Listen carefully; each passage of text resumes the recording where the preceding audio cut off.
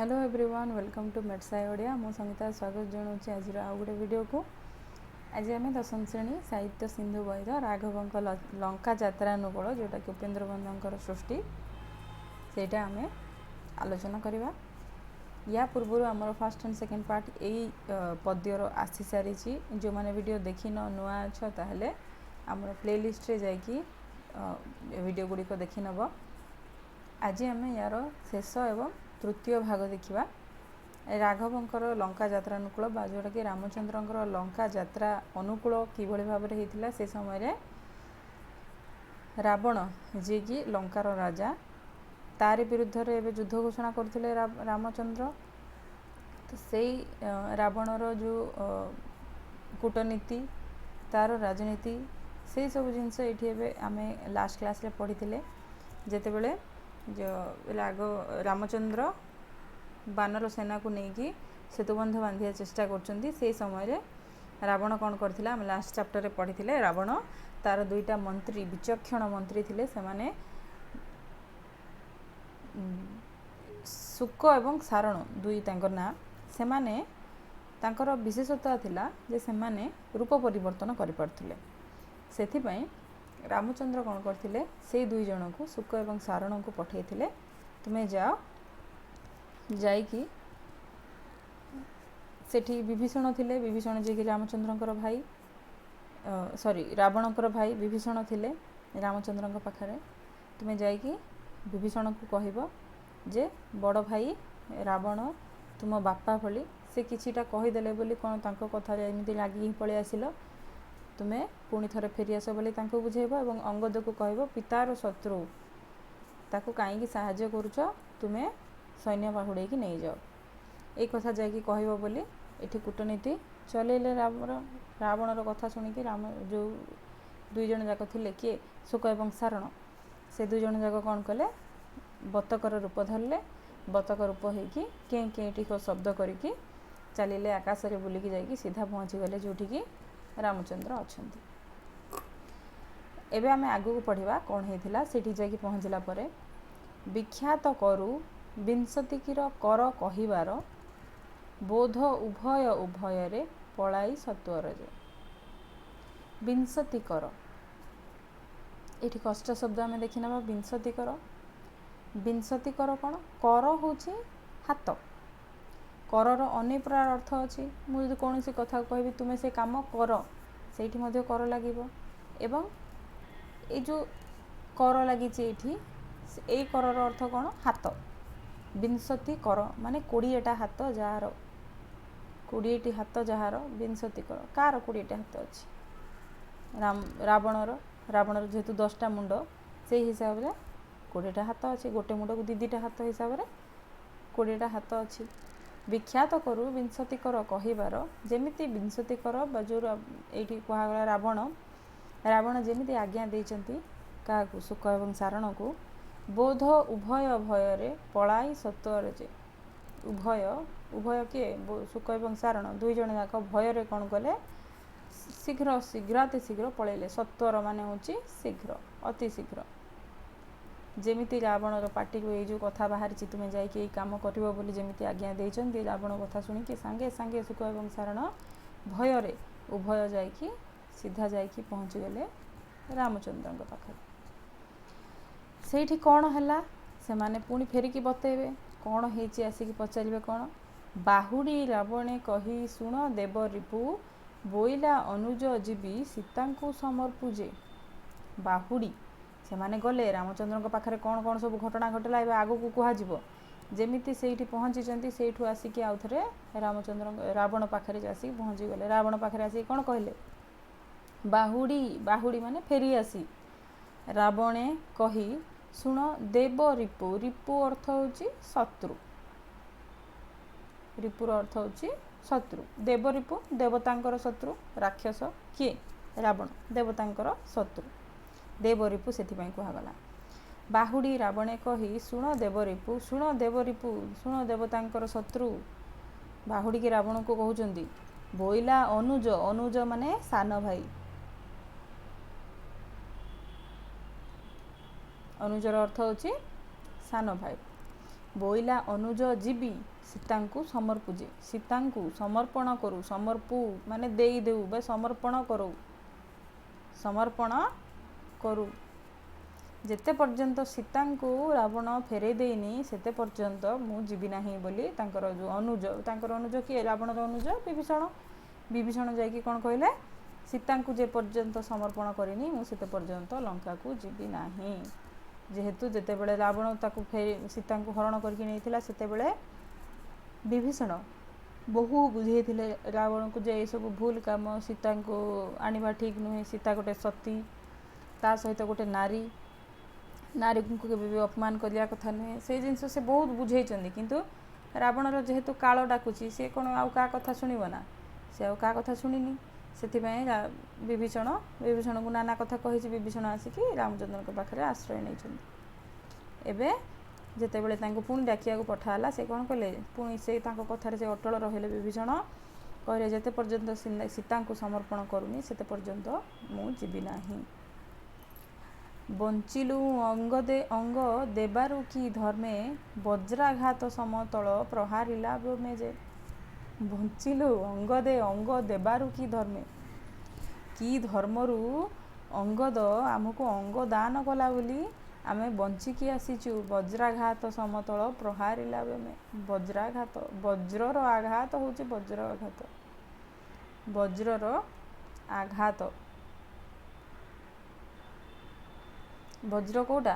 ଇନ୍ଦ୍ରଙ୍କର ଯେଉଁ ଅସ୍ତ୍ର, ଇନ୍ଦ୍ରଙ୍କର ଅସ୍ତ୍ର ହେଉଛି ବଜ୍ର। ଯେମିତି ଶିବଙ୍କର ତ୍ରିଶୂଳ ଅଛି ସେମିତି ଇନ୍ଦ୍ରଙ୍କର ବଜ୍ର ଅଛି। ଇନ୍ଦ୍ର କିଏ କି? ଇନ୍ଦ୍ର ହେଉଛନ୍ତି ଦେବତାମାନଙ୍କର ରାଜା। ସେଇ ଦେବତାମାନଙ୍କର ରାଜା ଇନ୍ଦ୍ରର ଯେଉଁ ଅସ୍ତ୍ର ତାକୁ ବଜ୍ର ବୋଲି କୁହାଯାଏ। ସିଏ ଋଷିଙ୍କର ଅସ୍ଥିରୁ ତିଆରି ହୋଇଥିଲା। ବଜ୍ରାଘାତ ସମତଳ, ତଳ ମାନେ ଏଇଠି କ'ଣ? ତଳ ହେଉଛି ପାପୁଲି, ବା ଏଇଠି ତ ପାପୁଲି ହେବନି, ତଳର ଅର୍ଥ ହେଉଛି ଚାପୁଡ଼ା। ଯେତେବେଳେ ଅଙ୍ଗଦ ଗୋଟେ ବଜ୍ର ଭଳିଆ ଗୋଟେ ଆଘାତ କରିକି ଗୋଟେ ଚାପୁଡ଼ା ପ୍ରହାର କଲା, ସେତେବେଳେ ସିଧା ଯାଇକି ଏମାନେ ମରିଯାଇଥାନ୍ତେ, ପାତାଳରେ ମିଶି ଯାଇଥାନ୍ତେ। କିନ୍ତୁ କି ଧର୍ମରୁ ସେ ଅଙ୍ଗଦ ତାଙ୍କୁ ଅଙ୍ଗ ଦାନ କଲା ଯେ ସେମାନେ ବଞ୍ଚିକି ଫେରିକି ଆସିଲେ ବୋଲି କହୁଛନ୍ତି ରାବଣକୁ। ବାଜିଥିଲେ ଚୂର୍ଣ୍ଣ ବା ପାତାଳେ ଭଜିଥିବ, ବିନ୍ଧ୍ୟଭାନୁ ତୋଷୀ ହେଲେ ବଞ୍ଚାଇ ଦଇବ ଯେ।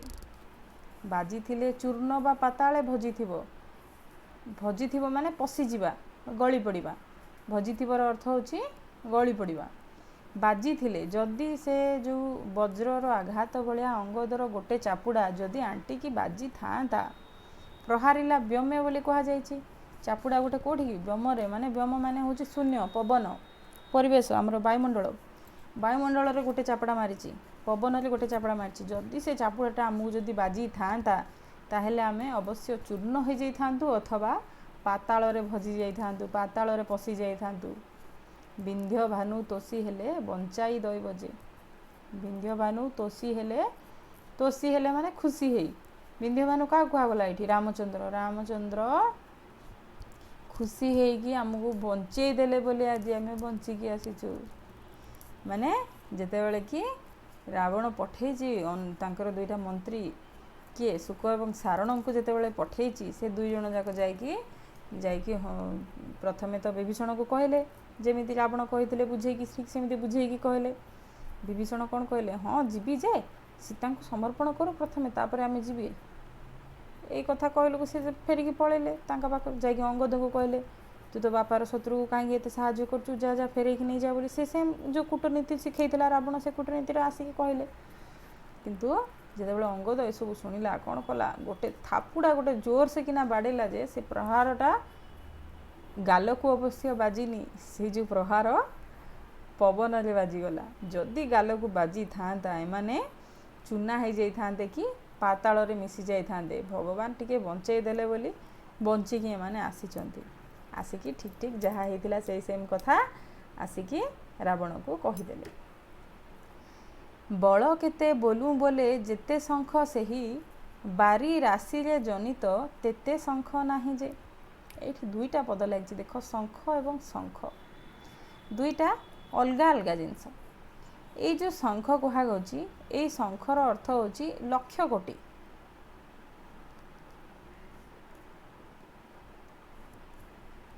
ये जो शंख प्रथम शंख कही जे बल केते बोलू बोले जेते शंख से ही बोली यार अर्थ हूँ लक्ष कोटि आम जमी संख्या विशेष आम जमी गणुचे 1 2 3 4 ठीक सेमती लक्ष कोटि शंख गोटे शंख मान हूँ लक्ष कोटि। द्वितीय शंख अर्थ हूँ गोटे सामुद्रिक जीव जोटा कि आमको आम पूजा पाठ रे फुंकुचे सेटा कौन समुद्र गोटे जीव मरीगला तार शरीर को से अस्थिटा को आम फुंकुचे। तो ये कौन कहुई बल केते बोलू तार बल केते बोली जदि पचारिबो ताहेले लक्ष कोटि बल तार अगणित जेतिकी बारी राशि रे मध्य सेतिकी शंख सामुद्रिक जीव नथिबो। जदि आम सरल भाषा बुझिबा बारी राशि माने समुद्र को एठारे बारी राशि बोली कहा जाय छी। ठीक अछि समुद्र रे जेते शंख नाही तार शक्ति सेतिकी समुद्र शंख संख्या आम गणी परिबा कि लक्ष लक्ष कोटि कोटि शंख से भितर थे समुद्र एत बड़ समुद्र एत बड़ जलराशि ता भितर केते ना सामुद्रिक जीव थे शंख से जमी गणवाटा कष्टकर ठीक सेमिति सेतिकी बल तार। वितरणे सागर की 5 पचारिला बिहे राम कुशसज्जा प्रत्युत्तर देला जे वितरणे वितरणे माने पार हेबा पाई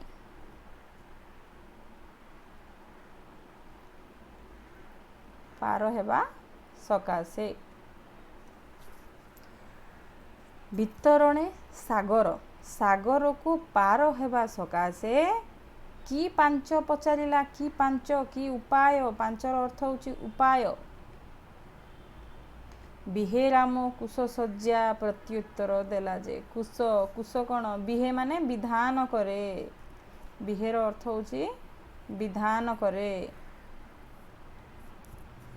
कुश सज्जा कुश कौन कुश होची गोटे प्रकार तृण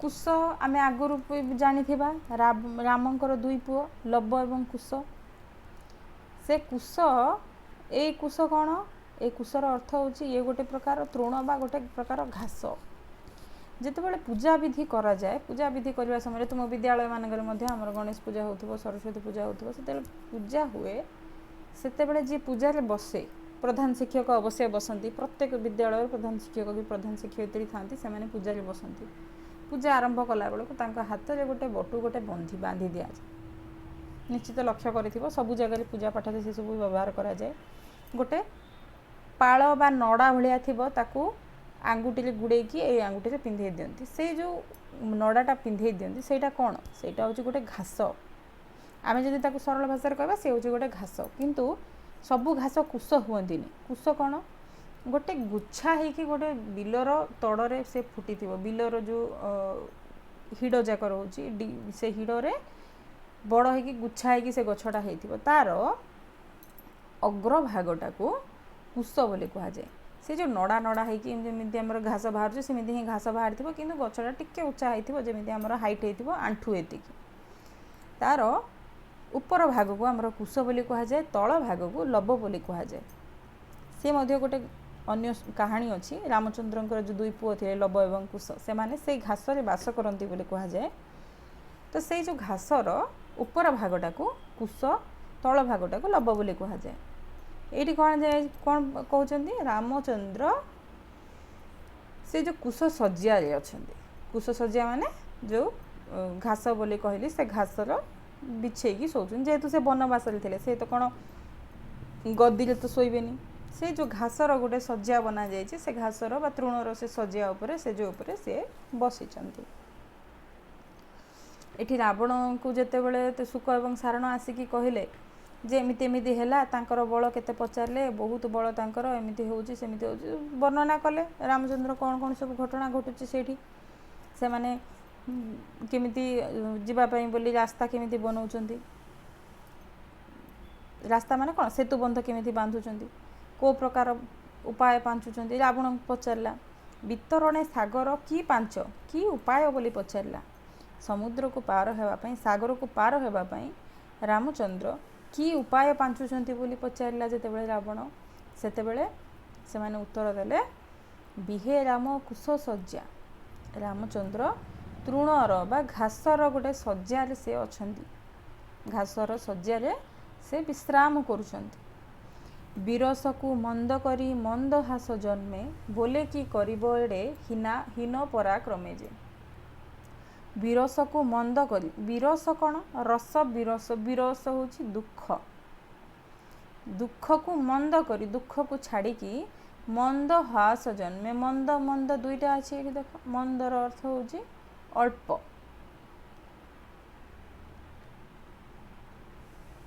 ମନ୍ଦ ହାସ ହେଉଛି ଅଳ୍ପ ହସି ଦେବାଟାକୁ ମନ୍ଦ ହାସ ବୋଲି କୁହାଯାଏ।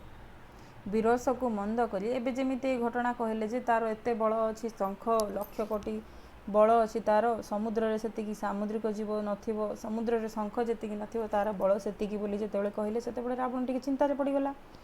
ତଥାପି ଯେତେବେଳେ ଜାଣିଲା ଯେ ରାମଚନ୍ଦ୍ର ଗୋଟେ କୁଶଶଯ୍ୟାରେ ବସିଛନ୍ତି, ସେ ଭାବିଲା ଗୋଟେ କୁଶଶଯ୍ୟାରେ ଗୋଟେ ଏତେ ହୀନ ପରାକ୍ରମ ବାଲା ଗୋଟେ ମଣିଷ, ଗୋଟେ ମାନବ, ସିଏ କ'ଣ ମୋତେ ମାରିବାକୁ ଆସିବ। ବିରସକୁ ମନ୍ଦ କରି, ବିରସକୁ ଦୁଃଖକୁ ମନ୍ଦ କରିକି, ଦୁଃଖକୁ ଛାଡ଼ିକି ରାବଣ ଟିକେ ମନ୍ଦ ହାସ ହସିଦେଲା, ମାନେ ଅଳ୍ପ ହସିଦେଲା। ବୋଲେ କି କରିବ ଏଡ଼େ ହୀନ ପରାକ୍ରମେ ଯେ। କ'ଣ କୁହେ? ବୋଲେ ମାନେ କହିଲା, କ'ଣ କହିଲା? କି କରିବ, କ'ଣ କରିବ ଏଡ଼େ ହୀନ ପରାକ୍ରମ, ଏଇ ଛୋଟ ପ୍ରାଣୀ, ଛୋଟ ମଣିଷ ଜୀବ, ସିଏ କ'ଣ ମୋତେ କରିଦେବ ବୋଲି ମନରେ ଆଣିଲା। କିନ୍ତୁ ରାବଣ ଏତେବେଳକୁ ସେ ତାର ଯେଉଁ ଗର୍ବରେ, ପରାକ୍ରମର ଗର୍ବରେ ସେ ଅନ୍ଧ ହୋଇସାରିଥିଲା। ସେ ଅବଶ୍ୟ ଜାଣିନଥିଲା ଇଏ ରାବଣ, ରାମଚନ୍ଦ୍ର, ଇଏ ଭଗବାନ, ଇଏ ବିଷ୍ଣୁଙ୍କର ଅବତାର, ଇଏ ଯେମିତି ହେଲେ ୟାଙ୍କୁ ଖାଇକି ଯିବେ। ଯେହେତୁ ଲେଖା ହେଇଛି, ବିଧିର ବିଧାନ ଇଏ, ରାବଣର ମୃତ୍ୟୁ ରାମଙ୍କ ହାତରେ ହିଁ ହେବ।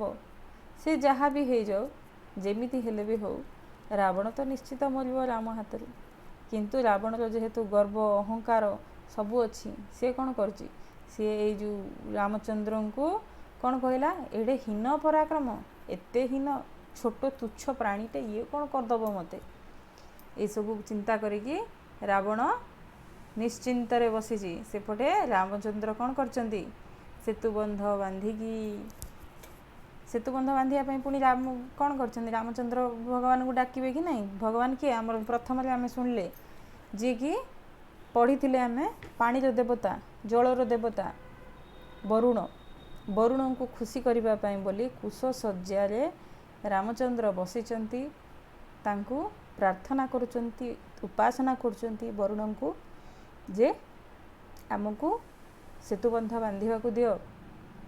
ଯେ ଆମେ ଯାହା ପଥର ପକାଉଥିଲେ, ସେମାନେ ଯେଉଁ ଆମେ ଆରମ୍ଭରେ ପଢ଼ିଲେ, ଯେତେ ପଥର ପକା ହେଉଥିଲା ସବୁ ପଥର ବୁଡ଼ି ଯାଉଥିଲା। କିନ୍ତୁ ରାମଚନ୍ଦ୍ର କ'ଣ କଲେ? ଶେଷରେ ବରୁଣଙ୍କୁ ପ୍ରାର୍ଥନା କଲେ। ରାମଚନ୍ଦ୍ର ନିଜେ ବିଷ୍ଣୁ, ଭଗବାନଙ୍କର ଅବତାର, ତଥାପି ସେ ଯେହେତୁ ଜନ୍ମ ହୋଇଛନ୍ତି ମାନବ ଜନ୍ମ, ସେ ନୀତି ନିୟମ ଅନୁସାରେ ଚାଲିବାର ଅଛି। ମାନବମାନେ କ'ଣ ଏତେ ସବୁ କାମ କରିପାରିବେନି, ଏତେ ସବୁ ଚମତ୍କାର ତାଙ୍କ ହାତରେ ନୁହେଁ। ମାନବ ଭଳିଆ ବଞ୍ଚିବ। ସେଥିପାଇଁ ସିଏ, ସେତେବେଳେ ତ ପୁରାଣ ଯୁଗର କଥା, ସେମାନେ ଭଗବାନଙ୍କୁ ଉପାସନା କରିକି ପାଇପାରୁଥିଲେ। ଆମେ ତ ଏବେ ତପସ୍ୟା କଲେ ମଧ୍ୟ ଆମକୁ ମିଳିବନି। ସିଏ ବରୁଣଙ୍କୁ ତପସ୍ୟା କଲେ ଯେ ଆମକୁ କେମିତି ସାହାଯ୍ୟ କର। ବରୁଣ ଖୁସି ହେଇକି, ପ୍ରସନ୍ନ ହେଇକି ଯେତେବେଳେ ରାମଚନ୍ଦ୍ରଙ୍କୁ ଆଶୀର୍ବାଦ କରିଦେଲେ, ସେତେବେଳେ ଯାଇକି ପଥର ଗୁଡ଼ାକ ଭାସିଲା। ପଥର ଗୁଡ଼ାକ ଭାସିବାର ଆରମ୍ଭ କଲା। କପିମାନେ, ବାନର ସେନା ଯେତେ ପଥର ପକାଇଲେ ସବୁ ବୁଡ଼ି ଯାଉଥିଲା। କିନ୍ତୁ ଯେତେବେଳେ ଉପାସନା କଲେ, ସେତେବେଳେ ବରୁଣ ପ୍ରସନ୍ନ ହେଇକି ସବୁ ପଥର ଗୁଡ଼ାକ ଉପରକୁ ଭାସିଲା। ଉପରକୁ ଯେତେବେଳେ ଭାସିଲା, ସେ ଭାସିବା ପଥର ଉପରେ ଚାଲି ଚାଲି ଚାଲି ଚାଲି ପଳେଇଛନ୍ତି ଲଙ୍କା, ରାବଣକୁ ଶେଷ କରିବା ପାଇଁ। କିନ୍ତୁ ରାବଣର ଯେହେତୁ ଅହଙ୍କାର ଥିଲା, ଅହଙ୍କାରରେ ସେ ଅନ୍ଧ ଥିଲା। ଯଦି ଦେଖିବା, କହିବାକୁ ଯିବା, ତାହେଲେ ରାବଣ ମହାଜ୍ଞାନୀ ଥିଲା। ରାବଣ ଶିବଙ୍କୁ ଉପାସନା କରୁଥିଲା, ବ୍ରହ୍ମଙ୍କୁ ଉପାସନା କରିଛି, ବିଷ୍ଣୁଙ୍କୁ ଉପାସନା କରିଛି। ସିଏ ମହାଜ୍ଞାନୀ ବ୍ରାହ୍ମଣ, ତାର ଜ୍ଞାନ ଅଚଳ, ଅପାର। କିନ୍ତୁ ଗର୍ବ, ଅହଙ୍କାର ମଣିଷକୁ ଶେଷ କରିଦିଏ।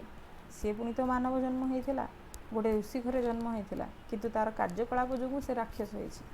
ସିଏ ବି ଜଣେ ମାନବ, କିନ୍ତୁ ତାର ଯେଉଁ କାର୍ଯ୍ୟକଳାପ ଥିଲା, ଗର୍ବ ଅହଙ୍କାରରେ ସିଏ ରାକ୍ଷସ ସାଜି ଯାଇଥିଲା। ସେଥିପାଇଁ ତାର ଅନ୍ତ କରିବା ପାଇଁ ବୋଲି ରାମଚନ୍ଦ୍ର ଜନ୍ମଗ୍ରହଣ କରିଥିଲେ। ସେ କଥା ସେ ବୁଝିବ କେମିତି? ପାମର, ତାର ତ ଅନ୍ତ ସମୟ ଆସିଗଲାଣି, ସେ ବୁଝିବ କେମିତି ମୁଁ ଆରି ହାତରେ ମରିବି ବୋଲି। ଯେମିତି କଂସକୁ ମାରିବା ପାଇଁ କୃଷ୍ଣଙ୍କର ଜନ୍ମ ହୋଇଥିଲା, କଂସ ଭଳିଆ ଆହୁରି ଅନେକ ଅସୁର, ରାକ୍ଷସ, ପାପୀମାନଙ୍କୁ संहार करिया पई बोली कृष्णଙ୍କର जन्म होइतिला। ठीक सेमिति रावण भलिया आउरी अनेक असुर थिले सेमानकु शेष करिया पई बोली रामଙ୍କର जन्म होइतिला। तो ये थिला हमर वैदेही विलास रो गोटे अंश जेहेतु राघवଙ୍କର लंका यात्रा अनुकूल एथिरो आमे कोन शिक्षा पाउचे आम प्रति समाज पाई बोली गोटे नीतिनिष्ठ वार्ता आमे एथिरो पाउचे। आमे जदि पूरा वैदेही विलास पढ़िबा ताहले निश्चित अनेक जिनस आमको शिखा को मिलिबो प्रत्येक धाड़ी आमको शिक्षा मिलिबो किंतु आम पाखे सेतिक समय भी ना जे आमे पूरा वैदेही विलास पढ़ीदबा जेतिक आमे पढ़िले अवश्य सेतिक मन रखिबा आम पई बहुत आमे एतिक मन रखिबा जहाँ पढ़ीचे जाके आमको परीक्षा रे काम रे आसीबो। तो आज क्लास एंड करवा नेक्स्ट क्लास रे आमे आउ गोटे चैप्टर नहीं कि मिसिबा till then bye and take care.